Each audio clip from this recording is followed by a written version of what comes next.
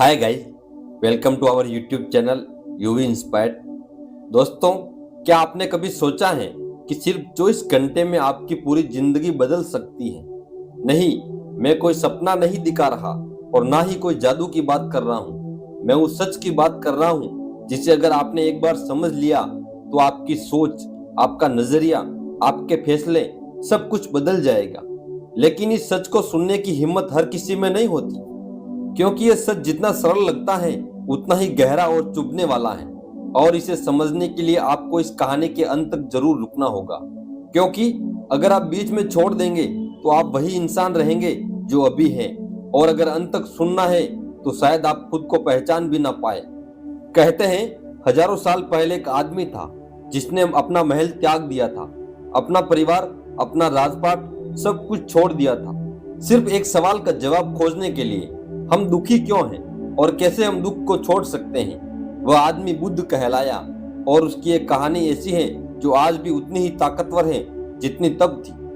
तो तैयार हो जाइए, अपनी आंखें, अपने कान और अपना दिल खोल लीजिए, क्योंकि अगले कुछ मिनट सिर्फ आपके नहीं हैं, ये आपके भविष्य के हैं। और अगर आपको इस सफर में थोड़ी भी रोशनी मिले तो याद रखिए, ये रोशनी अकेले रखने के लिए नहीं है, इसे बांटना है, जैसे मैं अभी आपके साथ बांट रहा हूँ।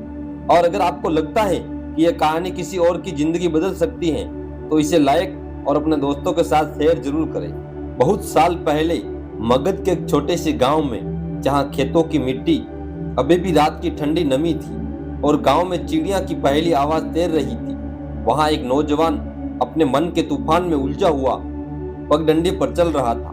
उसका नाम था आर्यन। आर्यन के पास सब कुछ था जो एक सामान्य इंसान चाहता है, खेत, धन, घर, और लोग उसका आदर करते थे।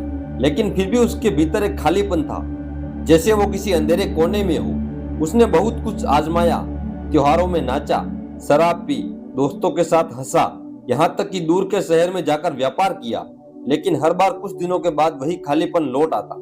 एक सुबह वह नदी के किनारे खड़ा सोच रहा था कि आखिर उसकी जिंदगी में ऐसा क्या है जो उसे चैन नहीं लेने देता। तभी गांव में खबर फैली, आज बुद्ध इस रास्ते से गुजरेंगे। लोग खेत खलियान छोड़कर रास्ते के किनारे इकट्ठा होने लगे।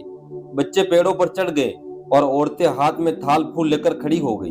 आर्यन ने एक अजीब सा खिंचाव महसूस किया, जैसे कोई भीतर से कह रहा हो, जा देख। वह भीड़ के पास पहुंचा। दूर से कुछ भिक्षु नंगे पांव, साधारण वस्त्र पहने, धीमे धीमे चल रहे थे, और उनके बीच में एक व्यक्ति था जिसके चेहरे पर इतनी गहरी शांति थी कि लगता था आसपास का सारा शोर उसी में घुल गया हो। वह बुद्ध थे। आर्यन ने बस एक नजर डाली और उसे लगा कि यह नजर उसके भीतर तक उतर गई है, जैसे उसके सारे राज खोल दिए गए हो। बुद्ध चलते चलते जब आर्यन के सामने से गुजरे तो एक पल के लिए उसकी आंखें मिली। समय थम गया था। आर्यन का दिल तेज धड़कने लगा। बिना कुछ कहे बुद्ध ने हल्का सा सिर हिलाया और आगे बढ़ गए। आर्यन के पांव खुद ब खुद उनके पीछे चल पड़े। कोई उसे रोक नहीं रहा था। भिक्षु भी जैसे जानते थे कि यह लड़का अब लौटेगा नहीं। रास्ता गांव से निकलकर खेतों के बीच, फिर जंगल की ओर मुड़ गया। पत्तों के बीच से सूरज की रोशनी जमीन पर सुनहरी परत बिछा रही थी। गांव में मिट्टी और फूलों की मिलजुली खुशबू थी। आर्यन के मन में सवाल थे, ये मुझे कहाँ लेके जा रहे हैं? ये मुझे कुछ कह क्यों नहीं रहे हैं? लेकिन उसने खुद को रोका। उसने महसूस किया कि बुद्ध के आसपास एक अजीब सी ऊर्जा है, जैसे सब कुछ शांत हो गया हो। जंगल गहरा होता गया। पक्षियों की आवाजें धीमी पड़ने लगी और सिर्फ पैरों के नीचे सूखे पत्तों की चरचराहट रह गई। थोड़ी दूर चलने के बाद बुद्ध एक खुले स्थान पर रुके। वहां पास ही एक नदी बह रही थी। पानी इतना साफ था कि तल में पत्थर चमक रहे थे। बुद्ध ने आर्यन की ओर देखा और बस इतना कहा, पार करो। आर्यन ने देखा कि धारा तेज है। पहले कदम रखते ही ठंडा पानी टखनों तक चढ़ आया।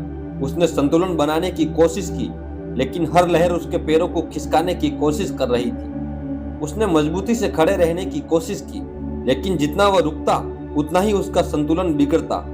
तभी उसने देखा कि बुद्ध बिना संघर्ष के बस सहजता से बहाव में चलते हुए पार हो गए। आर्यन ने भी एक पल के लिए खुद को ढीला छोड़ दिया और उसने पाया कि पानी उसे संभाल रहा है, जैसे जीवन खुद उसे पार ले जा रहा हो। किनारे पहुंचने पर बुद्ध ने कहा, जीवन भी ऐसा ही है। जितना तुम उसे रोकते हो उतना वह तुम्हें गिराता है, जितना उसे तुम अपनाते हो उतना वह तुम्हें संभाल लेता है। आर्यन चुप रहा, लेकिन ये बात उसके भीतर कहीं उतर गई। आगे का रास्ता और कठिन था, कांटेदार झाड़ियां, फिसलन भरी चट्टानें, लेकिन अब आर्यन को महसूस हो रहा था कि हर कदम उसे कहीं और ले जा रहा है। सिर्फ जगह नहीं, बल्कि भीतर भी शाम होने लगी। वे एक पहाड़ी की चोटी पर पहुंचे। नीचे गांव के घर, खेत, लोग सब छोटे छोटे दिख रहे थे। बुद्ध ने कहा, देखो, वहां हर कोई अपनी अपनी कहानी में फंसा है। कोई सोचता है कि धन ही सुख है, कोई सोचता है कि ताकत ही सुरक्षा है, लेकिन सब एक चीज भूल जाते हैं, मृत्यु। आर्यन ने चौंक कर देखा। बुद्ध आगे बोले, मृत्यु तुम्हें याद दिलाती है कि तुम्हारे पास जो वह अस्थायी नहीं है, जो वह अस्थायी है उसे तुमने कभी खोजा ही नहीं। रात होने लगी, तारे आसमान में खिल गए। बुद्ध ने आग जलाई और कहा, आज रात सोना मत, बस देखना, सुनना और जो भीतर उठे उसे देखना। आर्यन ने पूछा, अगर मैं थक गया तो? बुद्ध मुस्कुराए, थकान भी देखना। और फिर रात का असली सफर शुरू हुआ। रात गहरी हो चुकी थी। जंगल में सिर्फ झिंगुरों की आवाज और कहीं कहीं से दूर से आती उल्लू की ठूठ की आवाज सुनाई दे रही थी। आग की धीमी लो आर्यन के चेहरे पर चमक रही थी। उसकी आंखों में बेचैनी की लकीरें नाच रही थी। उसने सोचा कि बुद्ध अब कोई गहरी शिक्षा देंगे, कोई मंत्र, कोई ध्यान विधि, लेकिन बुद्ध बस शांत बैठे थे। उनकी आंखें बंद थी, सांसें इतनी स्थिर कि लगता था वे सांस भी नहीं ले रहे हो। आर्यन ने इधर उधर देखा। अंधेरा इतना था कि लगता था हवा भी काली हो गई। वह सोचने लगा कि यहाँ मैं अकेला होता तो डर से कांप जाता, लेकिन बुद्ध की मौजूदगी में उसे एक अजीब सा भरोसा था, जैसे कुछ भी बुरा नहीं हो सकता है। फिर भी मन बेचैन था। सवाल उमड़ रहे थे, यह क्यों चुप है? मैं यहाँ क्यों हूँ? 24 घंटे में क्या बदल जाएगा? अचानक बुद्ध ने आंखें खोली और बिना उसकी ओर देखे कहा, सुनो। आर्यन ने कान लगाए। उसने सोचा कि कोई आवाज होगी, लेकिन सिवाय हवा की हल्की सरसराहट के सिवाय कुछ नहीं था। बुद्ध ने कहा, यही सुनना है, जब तुम शोर में नहीं, मौन में सुनते हो। आर्यन को समझ नहीं आया कि मौन में सुनना कैसा होता है, लेकिन उसने महसूस किया कि इस अंधेरे के सन्नाटे में उसके भीतर कुछ चल रहा है, जैसे कोई पुरानी परत उतर रही हो। समय धीरे धीरे रेखता गया। आग की लकड़ियां चटकती और बुझती रही और आर्यन को लगा कि नींद उसे खींच रही है। उसने आंखें बंद करने की कोशिश की। तभी बुद्ध ने कहा, मत सो। आर्यन ने कहा, लेकिन मैं बहुत थक गया हूँ। बुद्ध ने धीमे स्वर में कहा, थकान को देखो, उससे भागो मत। आर्यन ने पहली बार अपने भीतर थकान को महसूस किया, जैसे कोई भारी बोझ उसकी मांसपेशियों पर बैठा हो। लेकिन उसी के साथ उसने महसूस किया कि यह थकान अस्थायी नहीं है, जैसे लहर आकर लौट जाती है। आधी रात बीत चुकी थी। चांद बादलों के पीछे छिप गया और अंधेरा गहरा हो गया। तभी बुद्ध ने कहा, आंखें बंद करो और देखो। आर्यन ने सोचा अंधेरे में देखना, लेकिन उसने वैसा ही किया। शुरुआत में बस काला रंग दिखा, लेकिन कुछ देर बाद उसे लगा कि भीतर कई तस्वीर हैं। बचपन की माँ के हाथ से खिलाए खाने की, पिता की डांट की, दोस्तों के साथ हंसी की। लेकिन फिर वो तस्वीर बदलने लगी। एक एक करके दर्द भरे पल सामने आने लगे। वो दिन जब उसने किसी अपने को खोया था, वो रात जब उसने खुद से नफरत की थी, वो समय जब उसने झूठ बोला था, धोखा दिया था, और उन पलों के साथ जो भावनाएं थी वो जैसे ताजा हो उठी। आर्यन का गला भर आया, आंखों से आंसू बहने लगे। उसने सोचा बुद्ध शायद कुछ कहेंगे, लेकिन वे बस बैठे थे, जैसे जानते हो कि ये जरूरी है।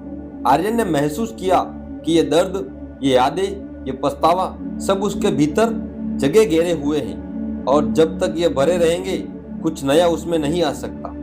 तभी उसे दिन में कही बुद्ध की बात याद आई, तुम्हारे भीतर अभी जगह नहीं है। और अचानक उसे लगा कि ये जगह बनाने की शुरुआत है। घंटों तक वह बैठा रहा, अपने भीतर की परतों को देखते हुए, कभी हंसते हुए, कभी रोते हुए, कभी बस खालीपन में डूबते हुए। भोर से पहले बुद्ध ने कहा, अब आंखें खोलो। सामने आसमान हल्का नीला हो रहा था, पक्षियों की पहली आवाज गूंज रही थी, और आर्यन ने महसूस किया कि रात भर कुछ बदला है। वह बता नहीं सकता क्या, लेकिन जैसे भीतर की कोई गांठ ढीली हो गई हो। बुद्ध ने कहा था, रात ने तुम्हें पहला उपहार दिया है, अब दिन तुम्हें दूसरा उपहार देगा। और वे उठ खड़े हुए। दिन की यात्रा शुरू होने वाली थी, लेकिन आर्यन के मन में यह सवाल था, कि क्या यह दूसरा उपहार अगले 24 घंटे में उसकी जिंदगी पूरी तरह बदल देगा। और यही सवाल उनके पीछे चलने के लिए मजबूर कर रहा था।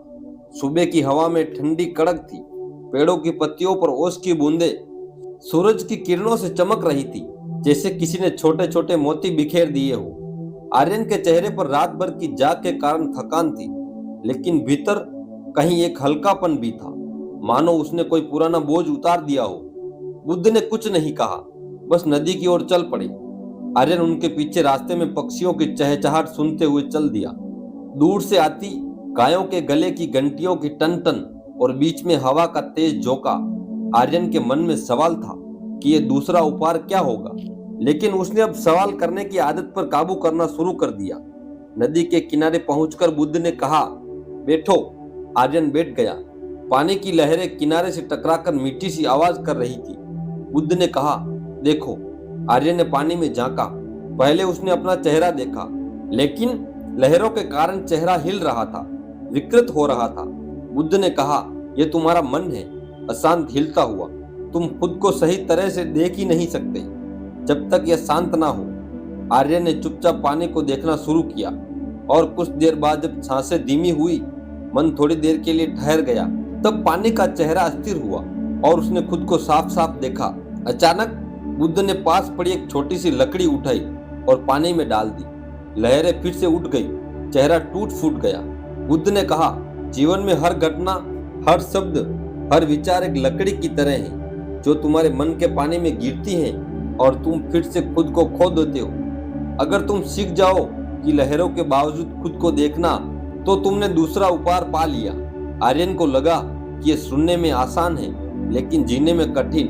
वहां से उठे और एक ऊंचे पहाड़ की ओर चढ़ाई शुरू की। सूरज ऊपर आ चुका था, पसीना माथे से बह रहा था। आर्यन के पैर भारी हो रहे थे, लेकिन बुद्ध का चाल स्थिर थी, ना तेज ना धीमी, बस एक लय में। आर्यन ने महसूस किया कि अगर वह बुद्ध की चाल की नकल करता है तो थकान कम लगती है। आधे रास्ते में एक छोटा सा झरना मिला। बुद्ध ने रुककर पानी पिया और कहा, याद रखो, जो तुम्हें थकाता है वो मंजिल नहीं, तुम्हारा तरीका है। यह बात आर्यन के भीतर उतर गई। ऊपर पहुंचकर चारों ओर का दृश्य अद्भुत था। दूर दूर तक जंगल, नदी, खेत और आकाश इतना विशाल लगता था कि उसमें सब कुछ समा सकता है। बुद्ध ने कहा, यह आकाश तुम्हारे भीतर भी है, लेकिन तुमने उसे दीवारों में बांध दिया है। आर्यन चुप रहा। उसके भीतर कई भाव उठ रहे थे। वे पहाड़ से उतरकर गांव में पहुंचे। वहां लोग बुद्ध को देखकर इकट्ठा हो गए। एक महिला अपने बीमार बेटे को लेकर आई और रोते हुए बोली, गुरुजी, इसे ठीक कर दीजिए। बुद्ध ने उसका माथा छुआ, कुछ पल मौन रहे और कहा, दवा दो, आराम दो और प्रेम दो। महिला ने कहा, बस इतना। बुद्ध मुस्कुराए, बस इतना ही, लेकिन प्रेम सच्चा होना चाहिए। आर्यन को यह देखकर अजीब लगा। उसने सोचा, बुद्ध के पास चमत्कार करने की शक्ति होगी, लेकिन उन्होंने साधारण उपाय बताया। चलते चलते बुद्ध ने आर्यन से कहा, लोग चमत्कार की तलाश में हैं, लेकिन सच्चा चमत्कार साधारण में छिपा है। दिन ढलने लगा। सूरज लाल होकर क्षितिज में डूब रहा था। आकाश सुनहरा और नारंगी रंग में बदल गया था। बुद्ध ने कहा, आज का दूसरा उपहार तुम्हें यह सिखाना था कि बाहर जो देखो वह भीतर भी है, और जो भीतर है वही बाहर दिखता है। अगर तुम्हारा मन अशांत है तो दुनिया भी वैसी ही लगेगी। अगर तुम्हारा मन शांत है तो दुनिया भी तुम्हें शांत लगेगी। आर्यन ने महसूस किया कि अब वह बदल चुका है, जैसे किसी ने भीतर का आईना साफ कर दिया हो। दोस्तों, उम्मीद है आज की वीडियो आपको अच्छी लगी होगी। अगर अच्छी लगी हो तो लाइक, अपने दोस्तों के साथ शेयर करना ना भूलें। मिलते हैं अगली वीडियो में, तब तक अपना ख्याल रखिए। धन्यवाद।